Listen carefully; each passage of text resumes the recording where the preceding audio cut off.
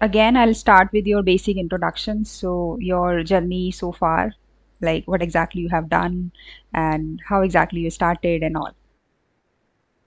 Okay, so I started my one of the most uh, uh, important part of my life was to serve the nation. Somehow or other, I wanted always to serve the nation and be helpful to others, and I always wanted to get into Air Force. That was my dream job, and I prepared, but somehow it happened that particular year, something happened and I was not able to appear for the entrance exam of Air Force. So it was a setback, and then I never wanted to get into police department. I don't know why I have an aversion to it. It's nothing against any profession, but I never had a knack for it because I have a lot of my family members who are in the police department, but I never liked that profession. Other than that, I always thought any other thing. Also, this I pay my respect. Means this deciding upon getting into this academics. My father, both my parents were quite. Helpful in identifying this field. They always told me, okay, you want to serve the nation, this is one way of getting into helping others out. When you are shaping the minds, young minds, and helping them out. And to be very frank, I suffered a lot in identifying my track and how to move and where to end up, how to get to reach to my destination. There was obviously Google was not present then. Things were not easier. Everything was manual. You have to run from door to door, office to office. It was not that easy. Right. So also when I was doing my studies, the faculties, they may know it, they may not know it. It was not easier to find an answer to your questions. So you have to go and spend a lot of time in libraries. It's not like punching in few keywords in the Google and getting the answer directly within few seconds. Maybe that has also diminished the value of knowledge also. Things have become too easy for people. So just like that, so I got a chance. I always wanted to get into computer science and physics, obviously. So physics was my first love, I would say.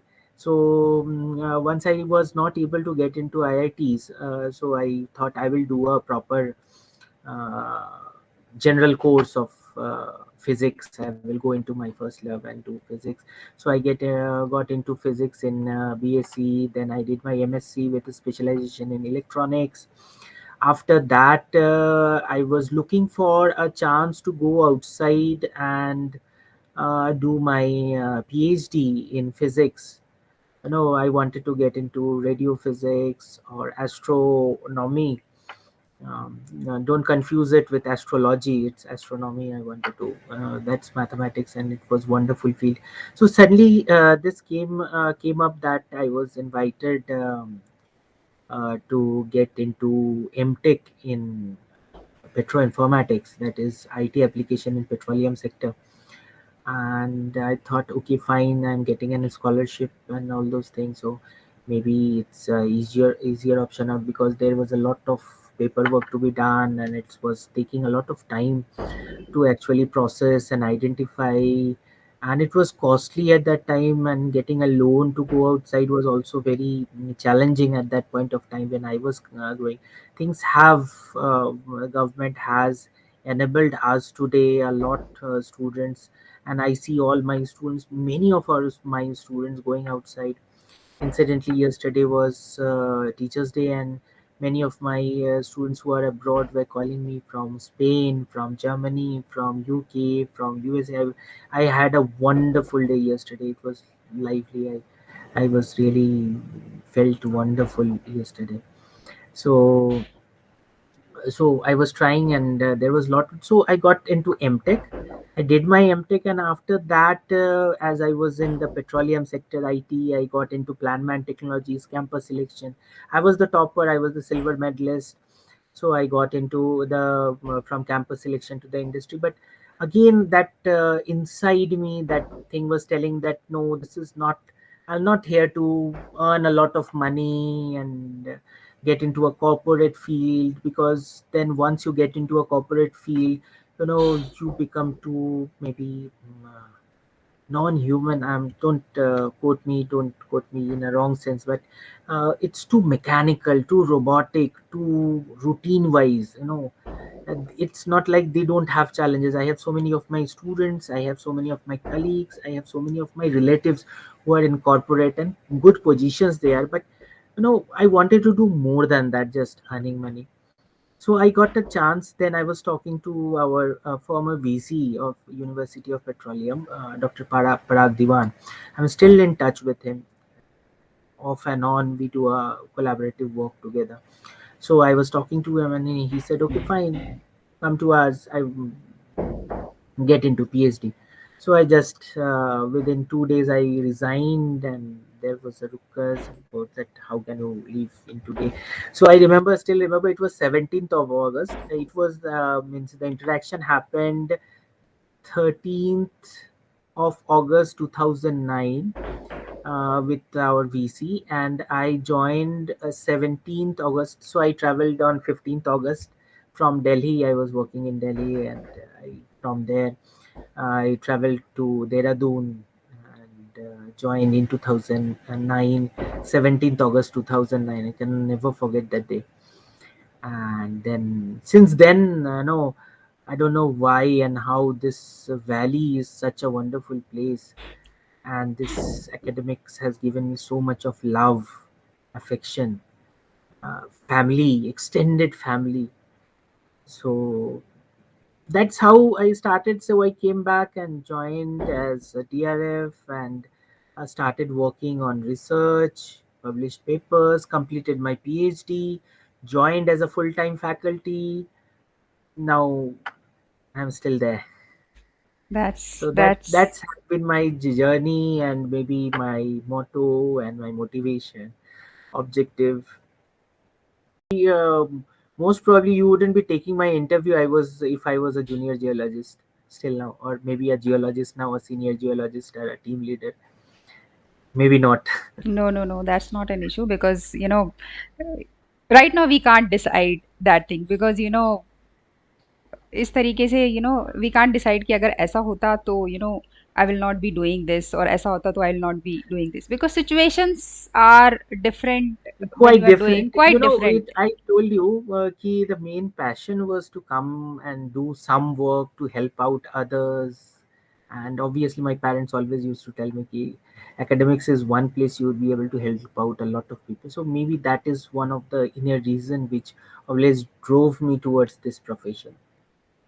Okay, and then how, like, you did your BTech, right? No, I did my BSc, then Okay. I BSc Physics, Mm-hmm. then MSc Physics with a specialization in Hmm. electronics. Then I did MTech, Hmm. and then after that I did PhD in computer science engineering. Then what made you to do MTech? Why MTech? Okay, first thing is I always wanted to come to the field of computer science other than physics was always my passion. And while I was doing physics also, digital electronics and those things was very I was very confident in those things and very good in those things also. So I had a good knowledge about computers as well.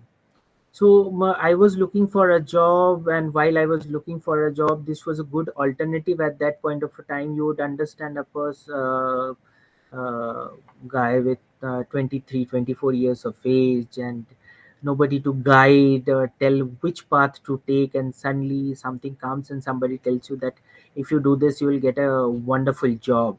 The main thing at that point of time, at that age, is how to get a decent job, decent Right. paying job, not good job or a brilliant job, but a decent paying job. How to end up with a job at the first thing, because your parents are at home and your father is about to retire, and they are not telling you anything directly, but still you feel the pressure somehow. And I was like, "Kar lete hain." Okay.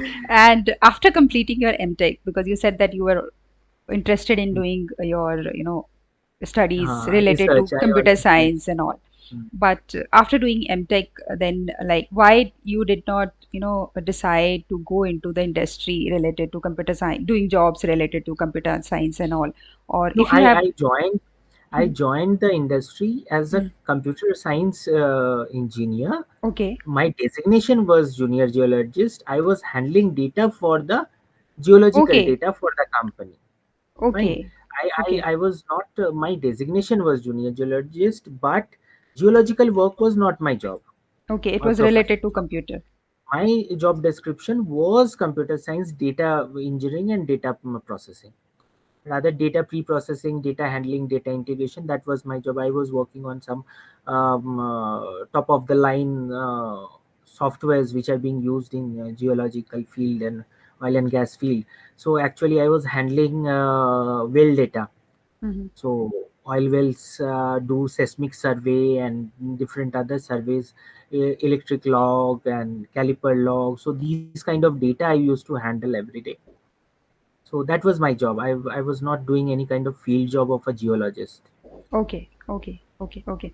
It's And bit deceptive. It's bit deceptive, the title of my job profile, but mhm, otherwise the job is that. okay, and like. What made you to decide, to go into teaching, and and how exactly you decided that yes, I want to go into teaching, and what all kind of research kind of thing you did, that okay, if I'll go into research, these are the steps I have to follow, and how exactly you land up into a teaching job and all. Uh, to start with, I regularly took tuition classes. I used to deliver tuition classes when I was in a school itself, and somehow teaching or taking sessions or classes, giving a lecture came very naturally to me. That's one I would say that it's God gifted or whatever. I never had to put much of an effort to learn how to do that job. It was very natural to me. That was one thing which made me decide to get into this profession, that I would be successful because it comes naturally to me, and thank God for that. Secondly, when I went to the universities also, some of the part being I published quite a lot of research papers when I was doing my BSc, when I was doing my MSc. I also got some award in my research publication. So again, faculties used to call me in their classes and they would ask me to describe my work to the students, and these students were my kind of a classmates. Yes, they were neither senior nor junior, they were of my same team members, and I was explaining them and were able to explain them convincingly certain points, certain technical, and I was applauded for it by my faculties. And to be very frank, my faculties, I am still in touch with my faculties till now, so many years after. So, and they still remember me with fond memories about those sessions and all this. So again, that told me ki this is one field that I would succeed. Then I try to find out if I want to get into this field. I would suggest anybody who's listening to this recording, I would say that first thing, you have to get your basics clear. One of the greatest thing, I'm not boasting, but one of the thing which I had was my concepts, basic concepts were really clear. I will tell you one anecdote. My faculty used to tell me that two people passes the exam, one who mug it up all and the other who understands it all. Right, Both of them passes, but there is a big difference. If you mug it up, the moment you leave the examination hall, you will totally forget about it. It's done and dusted. But if you understand the basic idea concept, you will never forget it. So luckily I had faculties who explained those basic concepts, so I still remember them, and I try to deliver those concepts back to my students today. So getting the basics clear helps you build on in the later part of your studying life. Whatever you specialize in, the basic remains the same. Whether it's a 8 valve injection or IC control valve injection in an engine, it's still an internal combustion engine in your car. So it remains the same. Physics of all things remains the same. Another thing is, today I think getting a gate score or net score has become vital if you really want to professionally or seriously get into research or academics. That is one thing. Luckily I was able to do it, and things took up, and then I got a chance to do PhD. And it turned out, when I joined, I used to take regular classes as I was doing well. Our dean, as well as our HOD, got convinced, and they gave me a lot more preference to for certain subjects and many things. So somehow over the years, gradually I got incorporated into the academic field nicely, and I am still doing my research. I am still carrying on. So that phase of life of learning never stops. It never stops in academics also, in corporate also. But over here, you can pursue the field of your liking. You have that freedom. You don't have to run that. This is the job which has been given. You have to do R&D on this job only. But over here the field is wide, and you can choose your likes and dislike, and choose your time, dedicate your time. That's wonderful in academics still now. Yeah. Okay. And you said that you did PhD, right? So according to you, what is the role of PhD in, teaching? Okay. Role of PhD, it's sorry. uh, I am audible. Yes, yes. Okay. So PhD, now, to be able to teach in an university, to be able to be a faculty in a university, UGC had made it compulsory and minimum requirement, because they have abolished those positions of lecturer, and the minimum getting into position in an university is assistant professor, and for assistant professor you got to have a degree of PhD. So what does PhD do to you is that, you have, when you go to an school, you study geography, you study history, you study arts, you study drawing, SUPW, so many things. But maybe you are not good at everything. You like doing mathematics, you like doing science, but you are not good at drawing or something else, or you are good at drawing, but other things are lagging behind, but you still have to know all. So when you are doing your BSc, or you are doing your graduations or masters, you are being taught a lot many things. So if you take engineering, even computer science engineering, there are vast variety of area of specialization which you can do or get interested. So you are exposed to all of it to find out which one is your niche area of interest. Like we can say data science, we can say operating system, data structure, networking, cloud computing, then virtualization, security, network security, or system security, or application security. So even security has so many divisions or area of further specialization. So when you are doing studying these things, na, you study about all those things, but maybe in-depth knowledge uh, you have in couple of subjects, maybe couple of subjects. When you are doing your MTech project, final major project, you get to know a bit more in a particular subject. But when you go and do a PhD with all those background knowledge, you choose and identify an area, special area of interest, and actually go at a level where you become actually master in that particular small area. and where you are able to contribute a bit, even if it's a bit of your own uh, thought process to it. I wouldn't say a big invention, I would say a thought process, a concept, a hypothesis. You contribute to it, and that becomes your USP. Over the years as a profession, you build on it. Now, what happens is that doing a PhD is getting a degree. But I will tell you my experience while I was doing my PhD, and the experience had while the students or scholars who do PhD under me. Already two people have been awarded PhD under me, under my guidance. So you learn the ways of life in the field of academics.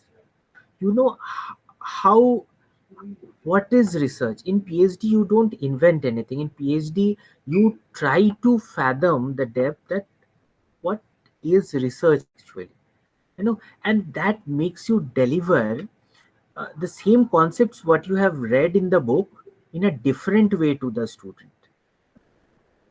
So that's what makes the difference between a PhD faculty and a non-PhD faculty. It's understanding a way of life. It's more than a degree and less than an invention. That's really nice. And according to you, what is the role of coding when you are doing PhD or MTech? Coding as such has been demonized. For some people, could 90% of the people who visualize computer science, they think of those movies, where there is a dark black screen and the hacker or the geek is typing on lines of thousands of lines of codes which neither they understand, and that demonizes the computer science field. It's not like that. It's a lot simpler and a lot easier. Now, so coding is one of the main part, because you develop the instructions delivered to the computer, but that is the not just the only field where you can grow. There are so many students who join, thousands of students at least every year. Around 900 to 1200 students join in the first year in UPS for the last 4 5 years, 3 4 years, I think. And I would say around 30 to 40% students out of those, that means 300 to 400 out of 1000 to 1200, are good in coding. Or rather, forget about good in coding, they like coding. They feel happy about coding. Other than that, 600 to 700 students, they are either okay with coding or they don't like coding. Are they not engineers? Are they not getting a job? Are they not doing well in their profession? Yes, they are doing. There are different other aspects of a computer science engineer as a professional. So if you go into the industry, if you go into the corporate sector, a student can have a profile of marketing manager or design manager or an architect or consultant designer. There are so many profiles which does not directly require you to know coding, but knowing how to code helps in it. Okay, Right. that's It really always helps in it. But if you have the basic idea about coding and you are not very good at coding or you don't like much in coding, then also you have a very bright future in the computer science industry. You have all types of profiles, so it does not actually matter. Other than that, many of the job is administrative jobs, system administration and network administration and many other administration. So you don't have to write codes directly. You use applications. So you have to get to know the application and running of applications, just like opening your Facebook, or how to upload a picture on a Facebook, just like that. These are also applications. So again, that also does not matter. But when you talk about PhD, yes, for PhD, it is a great advantage if you can code yourself. But even if you don't code yourself, you have your coding friends, or you can distribute projects under you where junior students like BTech or MTech students can contribute their coding skills to your output. You can design the system, you can design the concept, design the hypothesis. They can implement and test it for you. But it is always an added advantage. More is required, I think, in when you are doing PhD, other than getting into corporate. So that's, but one thing I want to tell my listeners, that don't worry, it's not that difficult. Coding is not that difficult. You just don't know it properly. If there is somebody who can explain it to you, it's really easy. And the next question is like, what kind of knowledge and skills one needs to have to do a PhD? Total concept of basic concepts of total areas is obviously required. You have to have the basics clear, because not always, see, it's very simple. If somebody is getting into PhD, he is going to do it consciously. Most of the time he has chosen that field, because you just don't get into it's not like getting into BTech or even in MTech. I'll tell you normal concepts of people. When you are especially at my time, if you are passing out 12 and your parents claim that you are good in studies, then you have to get into either medical or engineering. Otherwise, you are not good at anything. Your Right. parents have been lying and every other thing, and your parents are also ashamed that engineering when nahi hua, and You are not sarma ji ko intelligent. dekha. You are not intelligent, you are not smart, you are not good in study. So you get into engineering, fine. Peer pressure, family pressure, you get into engineering. And over there, what stream to choose? Some cousin who is in out NRI or working somewhere, they will tell you their own idea. Yeah, I did well, so you will have to do well. And it's not necessary. I tell my students for counseling when they come for classes, don't do that, do your own research. So you get into a field. Peer pressure. Another concept is that he, if you are not getting a job after doing BTech, or if you are not getting a good job after doing BTech, get into MTech. If you are not good in technical, get into MBA. Not necessarily that happens, but that also happens. But I have seen students who really have given up good jobs to do increase their means educational level. They have come to do MTech, or they have come to do MBA, and they were doing well as in the corporate also, to go back after doing MBA and all those things. So this was the concept where peer pressure and environmental pressure made you to decide upon anything.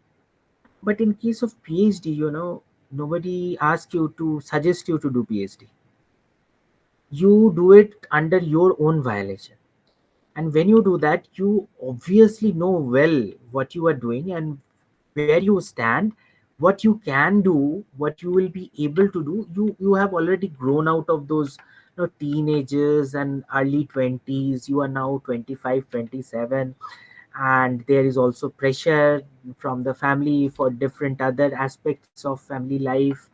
You want to run away and lead your life alone. I have gone through these phases, so I can tell you. Exactly. Being a I female, know there are different challenges. being a female again is, at least I was able to revolt. I was able to switch off my phone for 3 days and not talk to my parents, and then they switched off sending money.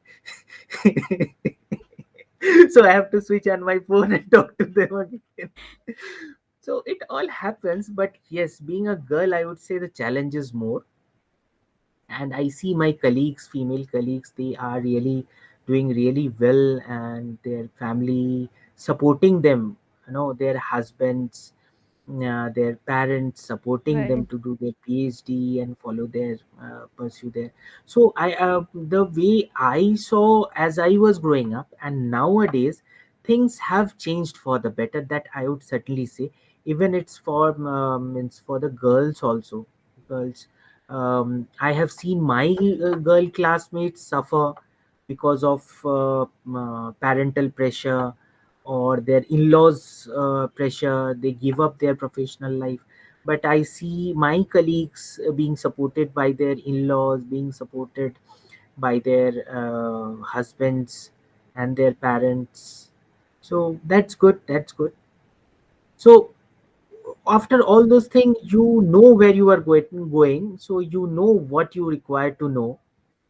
And obviously you got to have a mentor in the somewhere in the academics, and somebody who is going to guide you and tell you how to approach a problem, how to do it, when to do it, you know.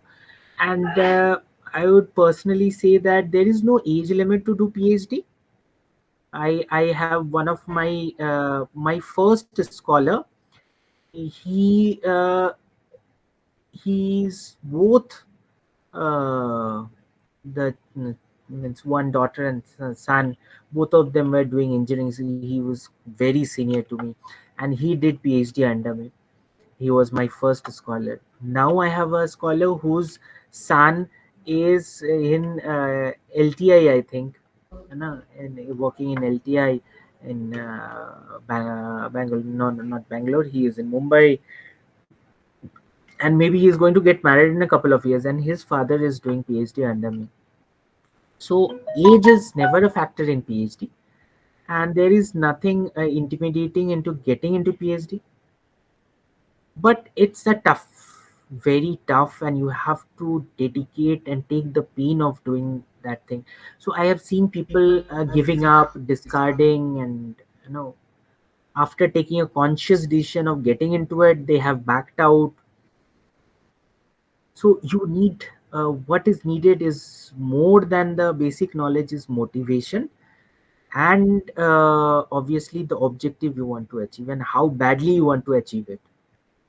Now, if you are doing a PhD for just the sake of a degree, maybe you can forego that. You know, there is no sense of it. But if it falls in your line and you can really dedicate some work, then obviously yes, that's where you should be.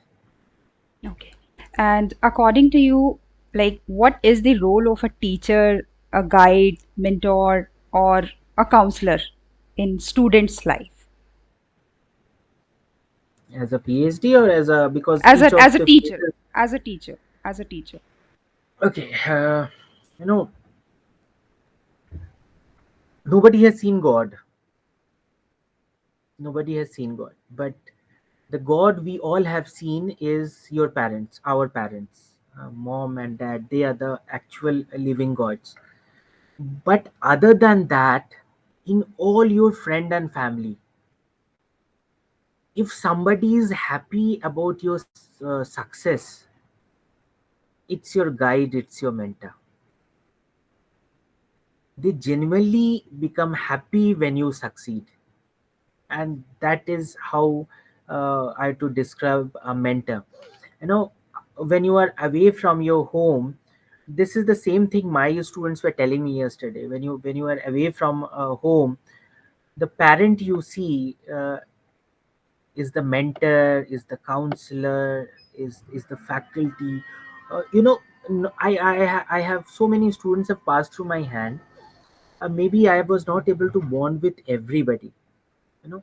So not all the students bond with the same faculty or mentor. Each of them have their own approaches, and they find their own mentor. You know, faculty is a different definition, counselor is a different definition, but what is most important in your professional life is a mentor. Faculty comes and teaches you in the class. When I was a student, we used to have a colloquial term. On a lighter note, I am telling you, faculty means फेंक के कल्टी, class में आके फेंक के निकल गया. So yes, a faculty comes to the class, teaches the takes the Students. session, describes something, and leaves. That's it. A counselor suggests you, but none of them try to understand you. A mentor tries to understand you and gives you customized solutions. If you put it in technical term, I would describe like that. So yes, for every successful person out there, and those who want to succeed, find your mentor. Go ahead and find your mentor. There is somebody who is there to help you out. Go ahead, find him, and he or she is going to make your life 12 years in this profession. So one of the major problem is that there are people who have good knowledge. They actually have good knowledge, but they were not able to explain it properly, uh, due to different reason. Not everybody is meant to be the same, but when you come into a profession of teaching, your ability of explaining things in simpler terms, it's a very simple term. I am forgetting who quoted this. So that is under double quotes. Somebody else, it's not my quote, is that if somebody is unable to explain a concept in simple term, he or she himself does not understand it. Hmm. How complex may be the concept, it can be explained in simple terms. So many a times, I have seen that people or faculties who are good uh, knowledge level are unable to connect with the student. Another important thing is that your two-way communication, in languages, it's not necessarily, it has become a fashion that you have to talk in English. And obviously with so much diverse languages in India, English is again a common language through which we can reach out to the maximum number of people. Right. But still, speaking Hindi is not still a taboo. So at times, if you are out of words, you can obviously use some Hindi words. It's not bad. But again, people get stuck in a dilemma that okay, iska word ka meaning kya hoga? So I am thinking about that word. So it breaks the momentum. You know, Right. classes goes haywire. Another thing which people need to develop over time is class management. There are so many types of a student in the class.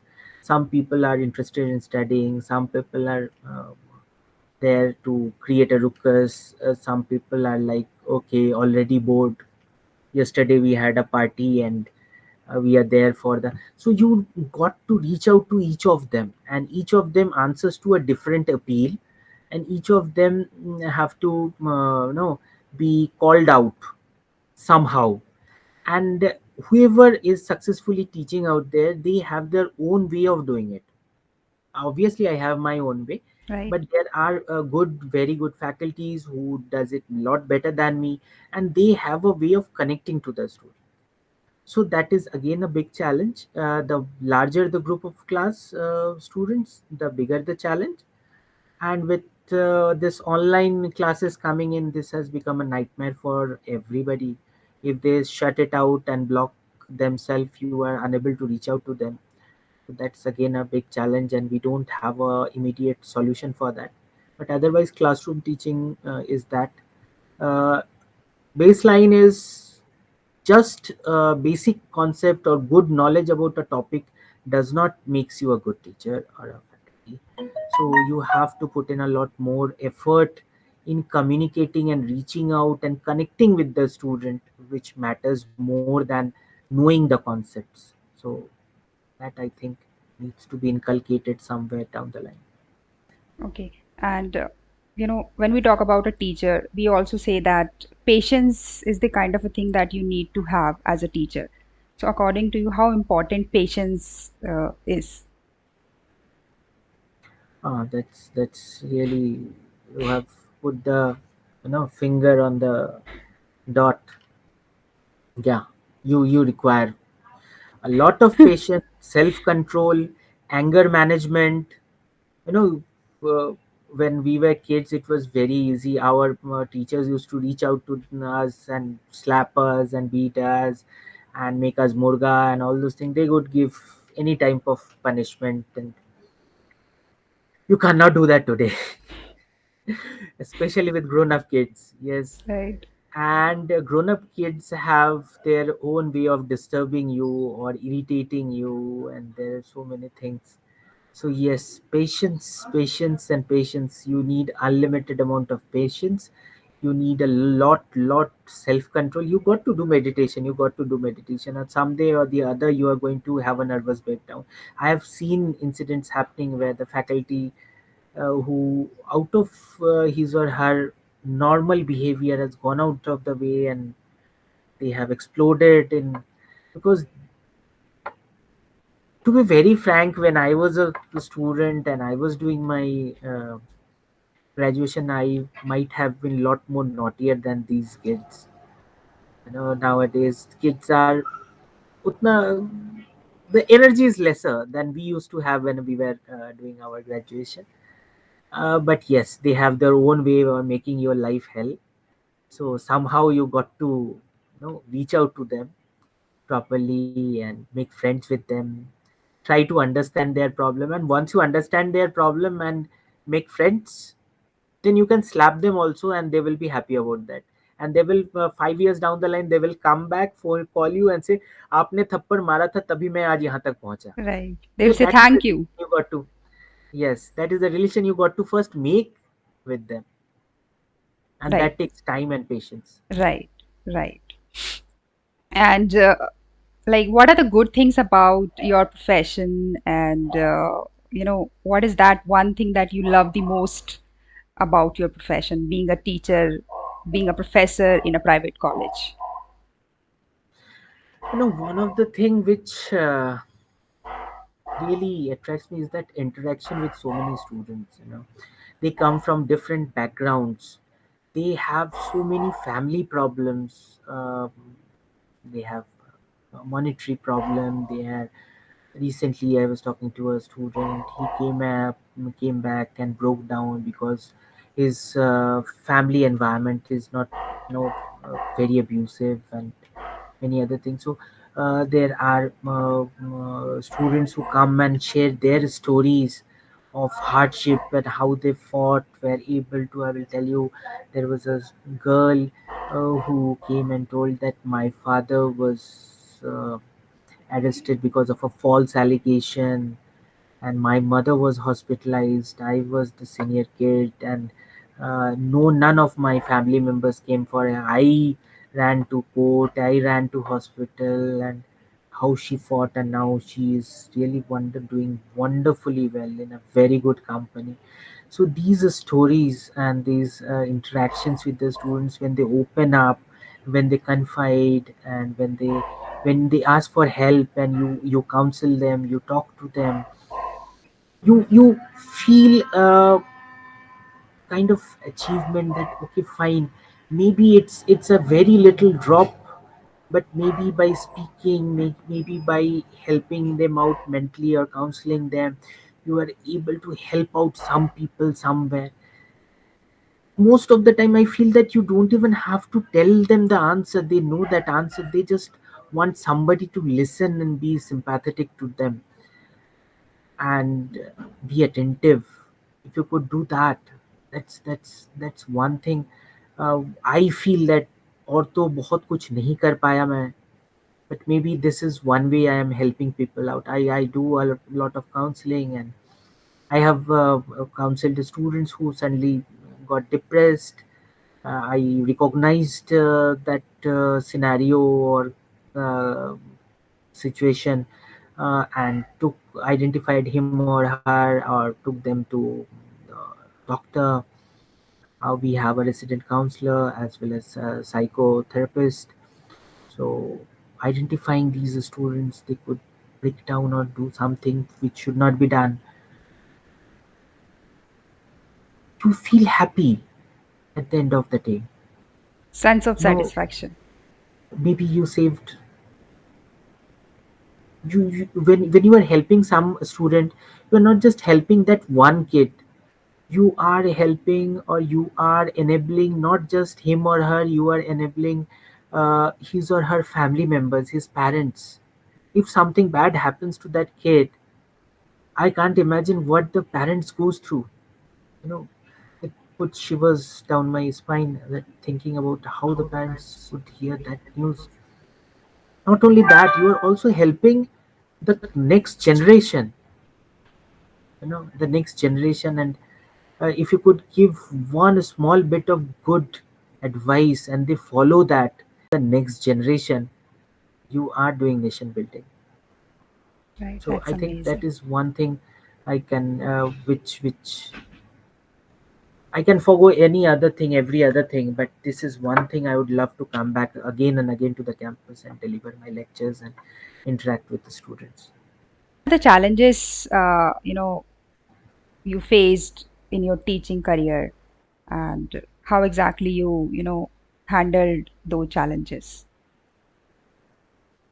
Challenges, to be very frank, you have a new challenge every other day. Because just teaching is only 10, 20, 30% of the job you do. That depends how up the ladder you are in.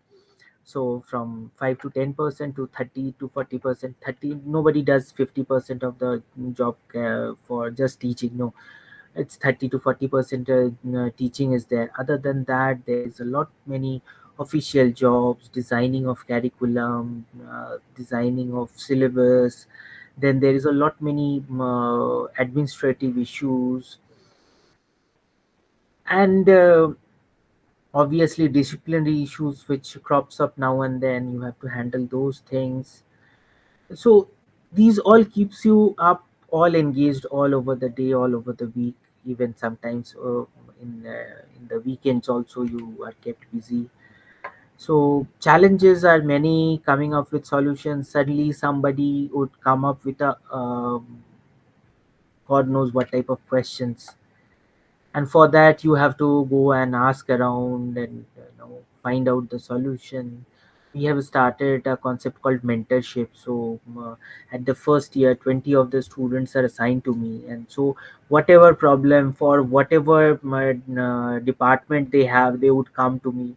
And most of the time nobody knows what to do, so find a solution for it. Talk to people, put in tens and hundreds of mails, do some follow up, because he or she knows you only, so they are going to pester you only. So it's not their fault also if they are facing a problem. So this online thing also have created a lot of problem, because it was easier to pick up a landline and give it a call to another department and get things sorted out. Now you have to put in a mail, wait for the revert back. Nobody knows what's going on. And again, another part of our regular job is obviously doing research work, guiding PhDs, and these technical solved problems also arises a lot. We're not much bothered about other things like administrative or monetary. You have to arrange that. It's not much of a thing in academics, but these are well identified challenges which happens every now and then. Suddenly, uh, you say you are going to do a exam duty, you know, uh, and suddenly somebody gets ill and you are asked to substitute him or her, just like that. It's pretty, it keeps you on the toes. Nothing very serious. All the challenges. And as a college professor, what are your roles and responsibilities? Like, what all activities do you do, like every day? Not every day means, yes, we cannot take every day as a whole.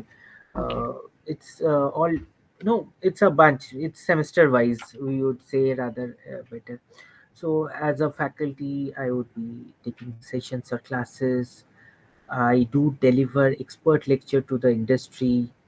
I design courses, online courses as well as offline courses. Recently, UPS have launched a data science course, online course with collaboration with EduVancer, and I was there in the team who developed that course. And then obviously, I'm also the placement and internship coordinator. In that, I also do a lot of interaction and collaboration job with the industry, because I have so many friends over there and students. So I do for enabling placement and internship, I do collaboration. Also we do a lot of training sessions, let's say refresher courses for the students who are going to sit for internship or placement. PI, GD sessions are conducted. I arrange it, or then again I take sessions for, let's say, what to expect in an interview. This happens for the final year. Mostly, I'm more responsible for the third and fourth year.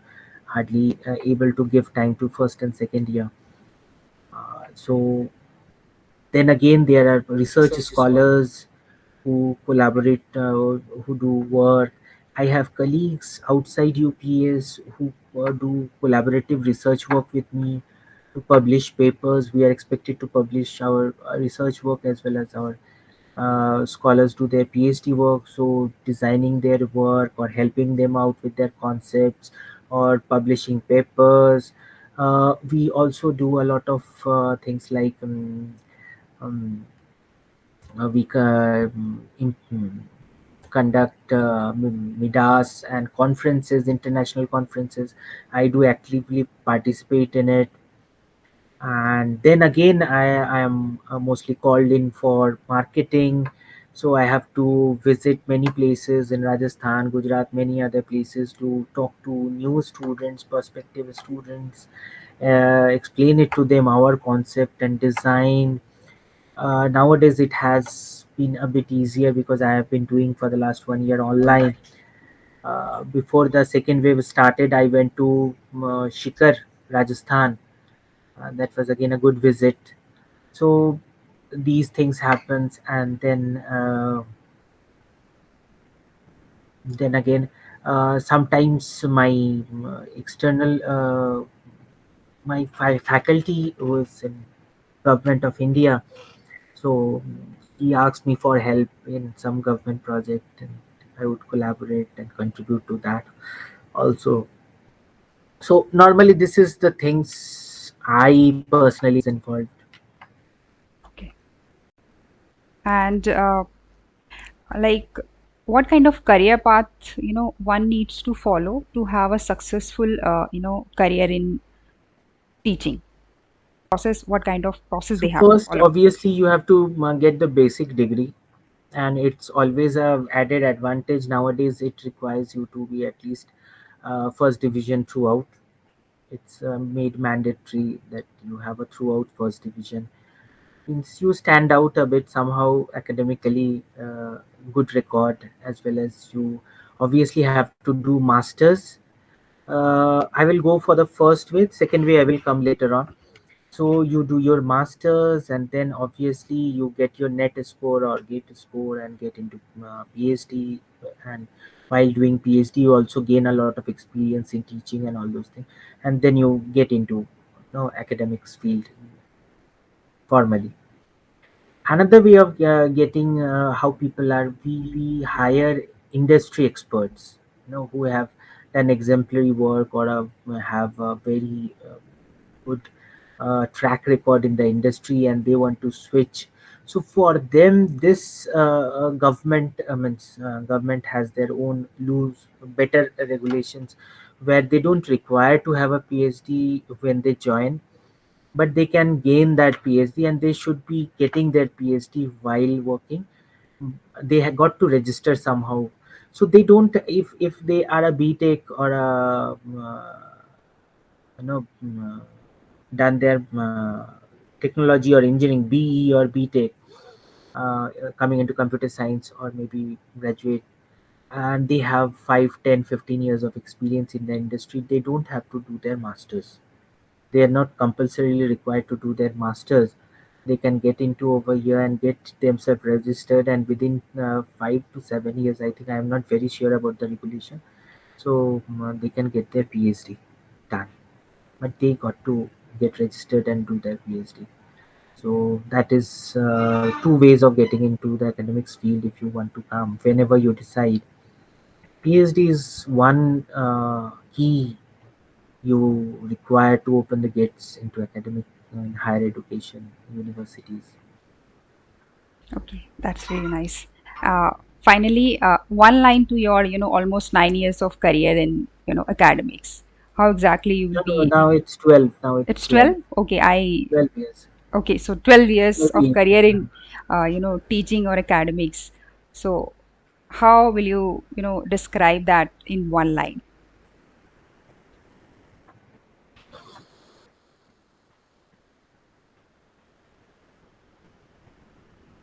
Passionate? No, Passion, you got to have that passion, because ultimately when you see your colleagues or students, not the students, means your friends and your classmates, they going to Switzerland and Europe and world tour and putting their pictures on Facebook, you feel that maybe if you have gone to corporate, you would be putting those picture. So down the line, if you're not passionate for your career or your field, obviously the packages are lesser than obviously corporate. right? So you have to have some other kind of motivation to be over here. So passion is the one word I would say. And one message or tips for the people who wants to become teachers, or they want to come into this line. I would like to certainly tell them that remember one thing: when you are delivering a lecture, you are explaining him how to survive themselves. The way of surviving in today's world to earn their living. Try to add extra bit to it and explain them how to become a good human being. Maybe down the line, we have lost that track where we used to teach people to be a good human being rather than a good professional. So it's good to be a good professional, but it's better to be a good human being. So as a faculty, if you are reaching out to your students, please explain it to them what is being a good human being.